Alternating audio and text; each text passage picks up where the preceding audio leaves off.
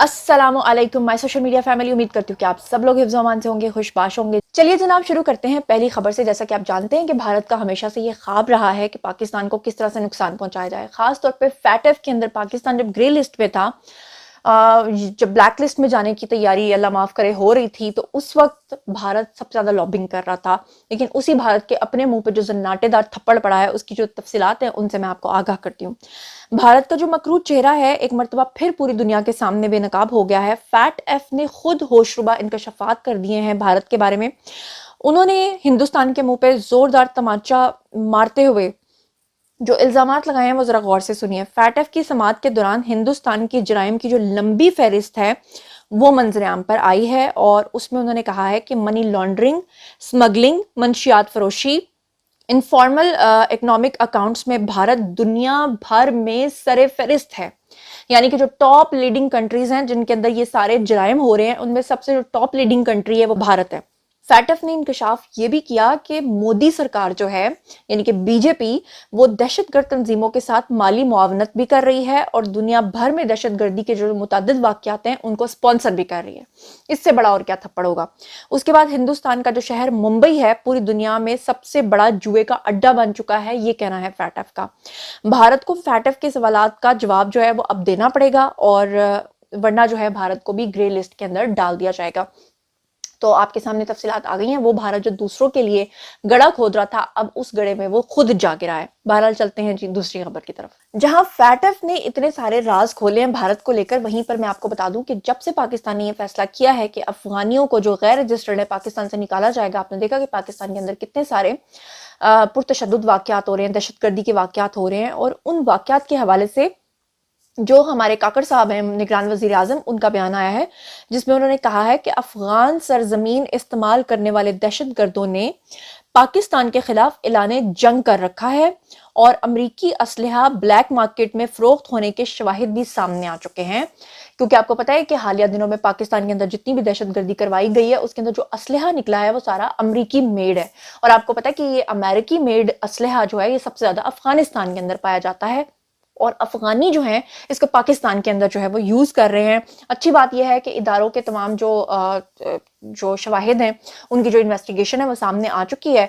हालांकि आज ही अफगानिस्तान की तरफ से एक ऑफिशियल स्टेटमेंट आया है कि हमारी जो सरजमीन है वो वहां से कोई बंदा जो है पाकिस्तान के खिलाफ जो है वो इस्तेमाल नहीं कर सकता पाकिस्तान के खिलाफ किसी चीज को। लेकिन वो कहते हैं ना कि मुंह में छुरी बगल में राम राम, तो वो कह कुछ और रहे हैं, वो करवा कुछ और रहे हैं। अलबत्ता जनरल आसिम मुनीर का जो ये फैसला है, मुझे पता है कि आइंदा आने वाले दिनों में भी उनको मुजाहमत का सामना करना पड़ सकता है, लेकिन जो उनका ये फैसला है वो इंतहाई खुश आइंद है। इस तरह के जो गैर कानूनी अफगानी है उनको पाकिस्तान में रहने का कोई हक नहीं है। बहरहाल जी बात कर लेते हैं फवाद चौधरी के बारे में। फवाद चौधरी के बारे में आप लोग अच्छे तरीके से जानते हैं कि जब से उन्होंने पीटीआई छोड़ी है उसके बाद उन्होंने पीटीआई छोड़ी भी है और नहीं भी छोड़ी है। फिर आपको ये भी पता है कि वो एक खातून के साथ पार्क के अंदर पकड़े गए। फिर आपको ये भी पता है कि उन्होंने झूठ बोला कि वो अपने भाई के घर पे थे जब वो नाश्ता कर रहे थे और उनको उठा लिया गया, जबकि हकीकत ये थी कि वो एक खातून के साथ पार्क में थे। खातून को नामजद नहीं किया गया था, उनको जाने दिया गया था, और उनकी जो तफसीलात हैं उनको भी छुपाया गया था। मगर यहाँ पर मैं आपको ये भी बता दूं कि फवाद चौधरी ने जब से पीटीआई को खैर बात कहा था, इस्तेहकाम पाकिस्तान पार्टी में वो जाना नहीं चाह रहे थे, मगर मजबूरन उनको जाना पड़ गया था। और उसके बाद वो रास्ते तलाश कर रहे थे कि वो किसी और पार्टी में जाएं। मियां मोहम्मद नवाज शरीफ की मेरी इतलात के मुताबिक उन्होंने बहुत सी मिन्नतें की, बहुत घंटे घंटे वो उनके ऑफिस के बाहर खड़े रहे उन लोगों से मदद मांगने के लिए, किसी तरीके से उनको जो है वो उनके पुराने बयानात पे माफिया मिल जाए और उनको जो है वो पीएमएलएन का हिस्सा बना लिया जाए। लेकिन जब उनको साफ और कोरा इनकार मिला तो उसके बाद उन्होंने जरदारी साहब के ऑफिस के बड़े चक्कर काटे। जरदारी साहब ने भी जब फवाद चौधरी को लेने से इनकार कर दिया तो उसके बाद फवाद चौधरी जो थे वो डबल रास्ता रखना चाहते थे। यानी एक तरफ वो इस्तेहकाम पाकिस्तान पार्टी में थे, दूसरी तरफ नहीं भी थे, और तीसरी तरफ वो चाहते थे कि जैसे ही पीटीआई अपने गर्दाब से निकले तो वो वापस पीटीआई को ज्वाइन करें। अब आप जानते हैं कि जिन लोगों ने फवाद चौधरी को उठाया है वो कम अज कम मियां मोहम्मद नवाज शरीफ तो है नहीं। अच्छे तरीके से सब लोग जानते हैं कौन किसको उठा रहा है। और फवाद चौधरी के अंदर जो है वो इतनी भी अखलाकी जरूरत नहीं थी कि वो एस्टैब्लिशमेंट या किसी और इदारे का नाम लेते। नाम किसका लिया उन्होंने? नवाज शरीफ का। और नवाज शरीफ के बारे में कहा कि अगर 50 साल के बाद भी जाके नवाज शरीफ ने इस तरह से इलेक्शन जीतना है तो उसका कोई फायदा नहीं है। और ये नवाज शरीफ को टॉन्ट मार के चले गए। और आपको मैं इनका मुस्तकबिल बताऊं कि आने वाले दिनों में आपको ये फवाद चौधरी जो है ये پرویز الہی اور شاہ محمود قریشی یہ بڑی خطرناک قسم کی پریس کانفرنس کرتے ہوئے دکھائی دیں گے. اگر پریس کانفرنس نہ کی تو کم سے کم کسی پروگرام میں دکھائی دیں گے, یا پھر بڑی خطرناک قسم کی یہ چیزیں جو ہیں وہ خان صاحب کے خلاف آپ کے سامنے لائیں گے. اور ابھی جو فی الحال ہے وہ جس طرح کی باتیں کر رہے ہیں, میں چاہتی ہوں کہ فواد ڈبو صاحب کی طرح میں آپ کو بات سنواؤں. ہیو اے لک کہ کس طرح سے وہ آئے تھے.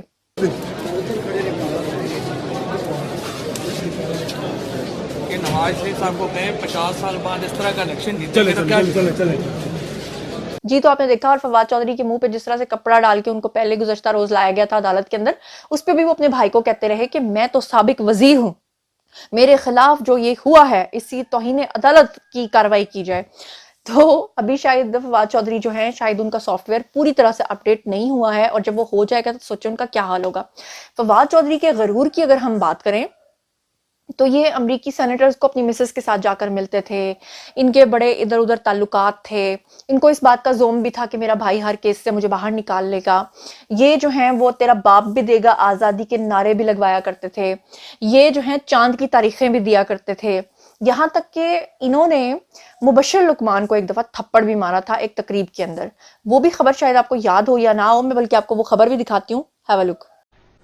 وفاقی وزیر فواد چودھری نے نجی ٹی وی کے اینکر پرسن کو تھپڑ دے مارا. تھپڑ مارنے کا واقعہ صوبائی وزیر محسن لغاری کے بیٹے کی دعوت ولیمہ میں پیش آیا. تھپڑ مارنے کا واقعہ ایک ویڈیو تنازع پر پیش آیا. ایسے اینکر کا صحافت سے کوئی تعلق نہیں ہے. فواد چودھری کی جانب سے یہ ٹویٹ بھی کی گئی. جی تو فواد چودھری نے جناب یاری تھپڑ جو ہے وہ جڑ دیا تھا کس کو؟ مبشر لقمان کو, کیونکہ اس وقت یہ صحافیوں کو مارتے تھے. اگر ان کو کسی کا سوال پسند نہیں آتا تھا تو یہ ٹیلی ویژن سکرین آف کروا دیتے تھے. انتہائی بدتمیزی کیا کرتے تھے. یہ اپنے وقت کے فرعون تھے, اور اس فرعون کی فرعونیت کو اب ادارے کس طرح سے ختم کر رہے ہیں کہ ادارے کا نام نہیں لیا, نواز شریف کا نام لے لیا, حالانکہ وہ بھی جانتے ہیں کہ ان کو کون پکڑ کر لے گئے ہیں اور کون ان کا سافٹ ویئر جو ہے وہ اپڈیٹ کر کے ہی ان کو چھوڑیں گے. بہرحال چلتے ہیں جی اگلی خبر کی طرف. اگلی خبر ہے جی زرداری صاحب کے حوالے سے. جیسا کہ آپ جانتے ہیں کہ وہ آج کل پنجابی میں لفظ ہے پیش پہ جانا کسی سے, یعنی کسی کے پیچھے ہاتھ دھو کے پڑ جانا. وہ میاں محمد نواز شریف کے پیچھے ہاتھ دھو کے پڑ گئے ہیں. اس کی وجوہات کیا ہیں؟ اور آج کل وہ بڑی ہمدردی جو ہے ان کی جاگ رہی ہے عمران خان کو لے کر. اس کے پیچھے جو گہری چال ہے زرداری صاحب کی وہ کیا ہے؟ اور زرداری صاحب نے ابھی اعلان کیا تھا کہ میں کسی بھی صورت نواز شریف کو پرائم منسٹر نہیں بننے دوں گا. اب یہ جو گہری چال ہے اس کے بارے میں ہم بات کرتے ہیں کہ زرداری صاحب جو ہیں وہ بیسکلی یہ چال اس لیے چل رہے ہیں کہ وہ عمران خان کی حمایت صرف اس لیے کر رہے ہیں کیونکہ ان کو معلوم ہے کہ اگلے 14 سال تک میاں محمد نواز شریف یا نون لیگ کی پارٹی جو ہے وہ رول کرنے والی ہے, اور ان کو پتا ہے کہ ان کے پاس الیکشن لڑنے کے لیے مطلوبہ کینڈیڈیٹ ہی موجود نہیں ہے. اور پھر ایسے حالات جو ہیں اس کے اندر ان کو تھوڑی بہت حمایت اگر حاصل ہوگی تو وہ پی ٹی آئی کی حاصل ہوگی. لہٰذا انہوں نے یہ جو سیاسی چال ہے وہ چلنے کا فیصلہ کیا, اور وہ یہ بھی جانتے ہیں کہ اگر وہ پی ٹی آئی کا اس طرح ان کے حق میں پرو پی ٹی آئی بیانات دیں گے تو شاید پی ایم ایل این جو ہے وہ ان کو کوئی بڑی آفر کر دے گی. تو اب دیکھتے ہیں کہ اونٹ کس کروٹ بیٹھتا ہے. لیکن میں آپ کو بتا دوں کہ زرداری صاحب بیانات جتنے بھی سخت دے رہے ہیں لیکن اندر سے وہ میاں محمد نواز شریف کے ساتھ رابطے میں بھی ہیں. یعنی وہ کہتے ہیں نا بد سے بدترین حالات میں بھی آپ بات چیت کا سلسلہ نہ روکیں, تو وہ بات چیت کا سلسلہ نہیں روک رہے.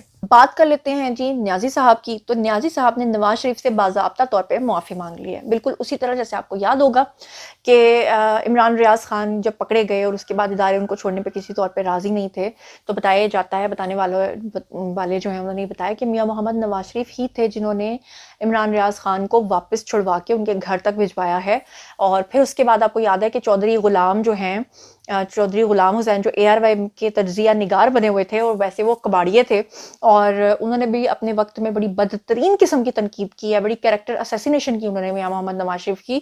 اور اب جب اداروں کے کہنے پر اے آر وائی نے ان کو کک آؤٹ کیا, ان کو نکالا, تو انہوں نے سب سے پہلے کس کو میسج کیا؟ انہوں نے میاں محمد نواز شریف کو میسج کیا, اور ایک دن نہیں 3 دن میسیجز کرتے رہے جس کا جواب میاں محمد نواز شریف نے ان کو نہیں دیا. لیکن اداروں سے ریکویسٹ کی کہ ان کو ان کی نوکری پہ بحال کر دیا جائے, جس کے بعد وہ پھر سے اے آر وائی میں آ کر بیٹھ گئے.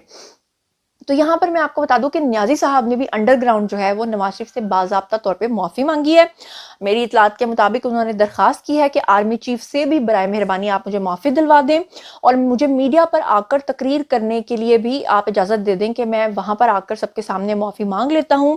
اور میرے علاوہ جو کہتے تھے کہ میں کوئی چوائس نہیں ہے, اب وہ معافی مانگنے کے لیے تیار ہیں, اور جیل میں بیٹھ کے وہ یعنی بوٹ چاٹنے کی باتیں کر رہے ہیں جو بوٹ کو اتنی باتیں کرتے تھے. اب بات کر لیں عاصم منیر صاحب صاحب کی تو میرا خیال ہے کہ میاں محمد نواز شریف شاید اس میں کوئی انیشیٹو لیں گے، کیونکہ آخر اس چیز کا کوئی تو حل نکالنا ہے، مگر عاصم منیر فی الحال مجھے اس موڈ میں نظر نہیں آتے، اور نہ ہی وہ ان کے ساتھ مل کر بیٹھ کر کوئی چائے پینے کے موڈ میں نظر آتے ہیں۔